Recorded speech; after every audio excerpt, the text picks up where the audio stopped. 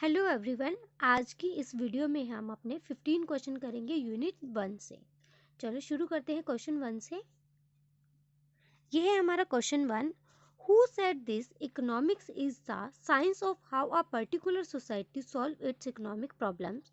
An economic problem exists whenever square means are used to satisfy alternative ends. It means ये definition क्या कहती है हमें कि जो इकोनॉमिक्स है वो क्या है, एक साइंस है और वो सोसाइटी में होने वाली जितनी भी इकोनॉमिक प्रॉब्लम्स है उनको सॉल्व करती है। और जो हमारी इकोनॉमिक प्रॉब्लम है जहाँ भी वो एग्जिस्ट करती हैं उनके ऑल्टरनेटिव एंड्स को सेटिस्फाई करना इसका मेन ऑब्जेक्टिव होता है। तो ये डेफिनेशन किन्होंने दी थी, ऑप्शन देख लेते हैं। बॉल्डिंग ने, मिल्टन फ्रीडमैन ने, जे.के. मेहता ने या एम.के. गांधी ने। तो ये डेफिनेशन हमें मिल्टन फ्रीडमैन ने दी थी। जो मिल्टन फ्रीडमैन है उनका जो मेन मोटिव था ग्रोथ ओरिएंटेड था, मतलब कि वो चाहते थे कि हमारी इकोनॉमी में ग्रोथ हो। तो यहाँ पर किसकी बात की गई है, ग्रोथ की ही बात की गई है। ठीक है, तो हमारा बी ऑप्शन क्या हो जाएगा, यहाँ पर राइट हो जाएगा। नेक्स्ट क्वेश्चन देखते हैं अब हम। Dash deals with things as they are ought to be, मतलब यहाँ पर ऐसी थिंग्स जो हमारी फ्यूचर में होने वाली हैं उन चीज़ों को हम कंसर्न करते हैं। दे ought टू बी का मतलब होता है कि जो चीज़ें फ्यूचर में होंगी या फिर जो चीज़ें फ्यूचर में हो सकती हैं। ठीक है, तो ऑप्शन देखते हैं कि ऐसे कौन से इकोनॉमिक्स है जिसमें फ्यूचर में चीज़ें होती हैं। तो pure economics, applied economics, positive economics या नॉर्मेटिव इकोनॉमिक्स। तो जो हमारी नॉर्मेटिव इकोनॉमिक्स होती है वो हमारी फ्यूचर को डिफाइन करती है, मतलब कि हमारी जो फ्यूचर में चीज़ें होने वाली हैं उन चीज़ों को प्रिडिक्ट करती है। ठीक है, next question. Dash is concerned with things as they are, इसका मतलब होता है कि वो चीज़ें जो एज इट इज़ हमें ली जाती हैं, मतलब कि हमारी चाहे सोसाइटी है कुछ भी है उसमें वो चीज़ें 100% ट्रू होती हैं। कोई भी स्टेटमेंट है वो 100% कंप्लीट है। तो वो कौन से इकोनॉमिक्स को दिखाएगी, pure economics, applied economics, positive economics या नॉर्मेटिव इकोनॉमिक्स। अभी हम पीछे नॉर्मेटिव के बारे में पढ़ के हैं। नॉर्मेटिव किस चीज़ को दिखाते हैं कि कोई भी चीज़ फ्यूचर में होगी लेकिन कोई भी चीज़ 100% ट्रू है प्रेजेंट में, तो वो कौन सी इकोनॉमिक्स दिखाएगी, वो हमारी होगी positive economics. Next question. Pure economics dash the tools with which applied economics dash, कि जो प्योर इकोनॉमिक्स है वो किसके साथ एसोसिएटेड होती है और जो अप्लाइड इकोनॉमिक्स है वो किसके साथ एसोसिएटेड होती है। तो ऑप्शन देख लेते हैं। Furnishes and work, work and furnishes, furnish and does not work, work and does not furnish.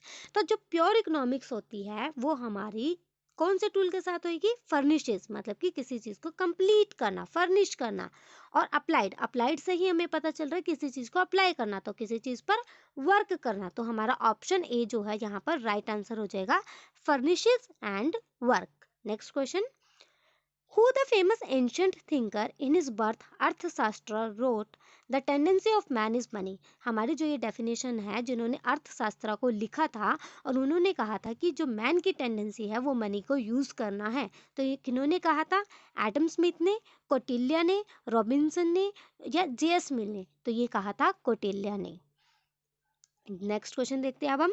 Economics is best defined as the study of how people, हम इकोनॉमिक्स को कैसे डिफाइन कर सकते हैं, बेस्ट वे से कैसे दिखा सकते हैं कि कोई भी पीपल जो है इकोनॉमिक की स्टडी कैसे करेगा। ठीक है, तो ऑप्शन है use their infinite resources, resources का यूज करके, अटेन वेल्थ, वेल्थ को अटेन करके, या फिर choose abundance over scarcity, scarcity के होते हुए बेस्ट वे से रिसोर्सेज को चूज करके, या attain education from best school, या किसी भी बेस्ट स्कूल से एजुकेशन को लेकर के। तो जो हमारी इकोनॉमिक्स है वो बेस्ट तब डिफाइन होगी जब कोई भी पीपल या कोई भी पर्सन स्कार्सिटी के होते हुए अपने रिसोर्सेज को चूज करेगा। ठीक है, तो नेक्स्ट क्वेश्चन देखते हैं। Which is not the limitation of economics, यहाँ पर हमें यह बताना है कि इनमें से कौन सा लिमिटेशन नहीं है। It is concern with the activity of bird and animal, भाई क्या ये हमारी जो इकोनॉमी है वो हमारी बर्ड्स और एनिमल के साथ कंसर्न होती है। इन्होंने तो ये कहा ये लिमिटेशन है। It studies only the economic activity, ये सिर्फ इकोनॉमिक एक्टिविटी की स्टडी करते हैं। No, it is totally pure and positive science, क्या ये टोटली प्योर और पॉजिटिव साइंस है? नो, ये तो अप्लाइड भी है और नॉर्मेटिव भी है। इट मीन्स ये तो सारी की सारी लिमिटेशन है, हमें तो ये बताना था कि कौन सी लिमिटेशन नहीं है। तो हमारे यहाँ पर कौन सा आंसर राइट हो जाएगा? Option number D, none of the above. जहाँ पर भी आपको नोट के क्वेश्चन है वो आपको बड़े ध्यान से करने हैं, क्योंकि उसमें उन्होंने ये चीज पूछी कि कौन सी चीज नहीं है। ठीक है, next question, What are the role of economic in education? जो एजुकेशन है उसमें इकोनॉमिक्स का क्या रोल है? Successful in life, yes obvious सी बात है, बच्चों को सक्सेस दिलानी है। डेवलप ओरिजिनल थिंकिंग, यस बच्चों की ओरिजिनल थिंकिंग को भी डेवलप करना है। Helpful in solving the problems of agricultural economic, yes ये तो सबसे बड़ा मोटिव होता है किसी भी इकोनॉमी का कि उसकी एग्रीकल्चरल इकोनॉमी में उसकी होने वाली जितनी भी प्रॉब्लम्स हैं उनको सॉल्व करना। इट मीन्स डी ऑप्शन हमारा यहाँ पर क्या हो जाएगा? राइट हो जाएगा। तो क्या आंसर आ जाएगा हमारा? D, all of the above. Next question, which of the following is economic activity, यहाँ पर कौन सी इकोनॉमिक एक्टिविटी है वो आपको बतानी है। ठीक है, अब आपको खुद बताना है।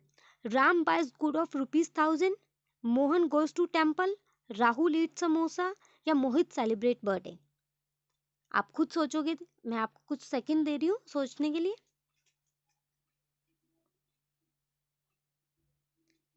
अब तक आपको आंसर मिल गया होगा, तो देखो चलो हम डिस्कस करते हैं। देखो, Ram buy good of ₹1000, Ram जो है ₹1000 की गुड खरीदता है। ठीक है, Mohan goes to temple, Mohan यहाँ पर क्या कर रहा है? टेम्पल जा रहा है, वहां कोई इकोनॉमिक एक्टिविटी नहीं हो रही है। राहुल ईट समोसा, राहुल तो क्या कर रहा है? समोसा कर रहा है, वहां भी वो कोई इकोनॉमिक एक्टिविटी नहीं कर रहा है। मोहित सेलिब्रेट बर्थडे, मोहित अपना बर्थडे सेलिब्रेट कर रहा है, यहाँ भी कोई इकोनॉमिक एक्टिविटी नहीं हो रही है। लेकिन राम बाइज गुड ऑफ ₹1000, यहाँ पर इकोनॉमिक एक्टिविटी हो रही है, वो पैसों का लेन देन कर रहा है, अपनी ट्रांजेक्शन्स कर रहा है। तो option is the right answer.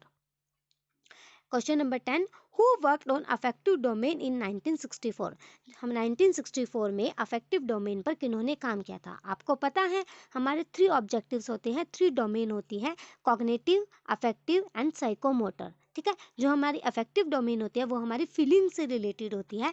तो ये अफेक्टिव डोमेन 1964 में आई थी, और इस पर किन्होंने वर्क किया था वो हमें बताना है। ब्लूम ने, क्रैथवेल ने, मैसिया ने, या इन सभी ने? तो जो हमारी अफेक्टिव डोमेन है उस पर ब्लूम ने भी काम किया था, क्रैथवेल ने भी किया था, और मैसिया ने भी किया था। तो यहाँ पर all of the above, D option हमारा क्या हो जाएगा? राइट आंसर हो जाएगा।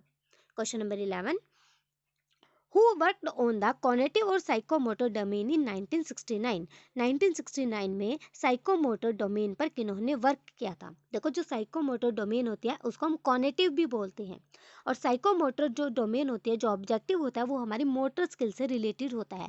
इसको हम काइनेस्थेटिक भी बोलते हैं, जो हमारी बॉडी से रिलेटेड होते हैं, बॉडी मूवमेंट से रिलेटेड होता है। तो इस पर किन्होंने वर्क किया था? ब्लूम ने, सिम्पसन ने, मैसिया ने, या नन ऑफ द अबव? तो इस पर वर्क किया था सिम्पसन ने।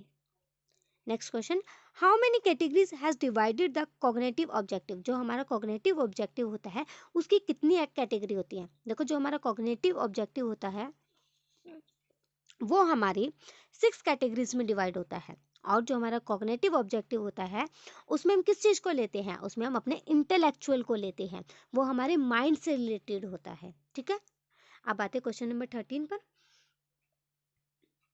He includes finance of state and household management in its study, कि ऐसे कौन से थिंकर थे या ऐसे कौन से इकोनॉमिस्ट थे जिन्होंने फाइनेंस ऑफ स्टेट को और हाउस होल्ड मैनेजमेंट को अपनी स्टडी में इंक्लूड किया था? एरिस्टोटल ने, चाणक्य ने, एडम स्मिथ ने, या मार्शल थे? तो वो थे अरिस्टोटल। अरिस्टोटल ने जो है वो फाइनेंस स्टेट और हाउस होल्ड मैनेजमेंट की स्टडी की थी, उन्होंने अपनी स्टडी में फाइनेंस को और हाउस होल्ड मैनेजमेंट को इंक्लूड किया था। Next question, the study of economics increases the knowledge and knowledge in turn develops the mental level of the student, कि ऐसी कौन सी स्टडी है जो क्या करती है? हमारी नॉलेज को इंक्रीज कर देती है, और जो वो नॉलेज है बाद में डेवलपमेंट में टर्न हो जाती है। ठीक है, तो ये कौन सी स्टडी है? हमारे थ्योरेटिकल वैल्यूज होते हैं, प्रैक्टिकल वैल्यूज होते हैं, बोथ ए एंड बी होते हैं, नन ऑफ द अबव? तो हमारी जो थ्योरेटिकल वैल्यूज होती हैं वो हमारी नॉलेज को इंक्रीज कर देती हैं।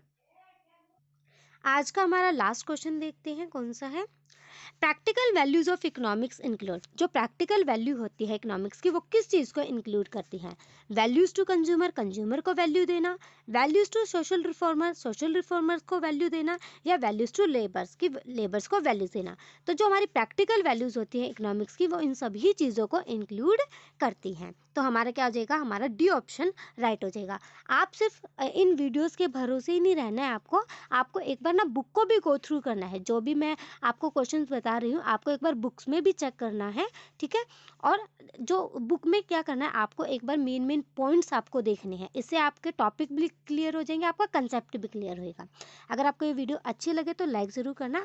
और जो भी आपको पीडीएफ चाहिए तो पीडीएफ का जो लिंक है वो मैं डिस्क्रिप्शन बॉक्स में भी दूंगी। अगर डिस्क्रिप्शन बॉक्स में नहीं मिलता है तो टेलीग्राम चैनल से आप क्या कर सकते हैं, पीडीएफ को डाउनलोड कर सकते हैं।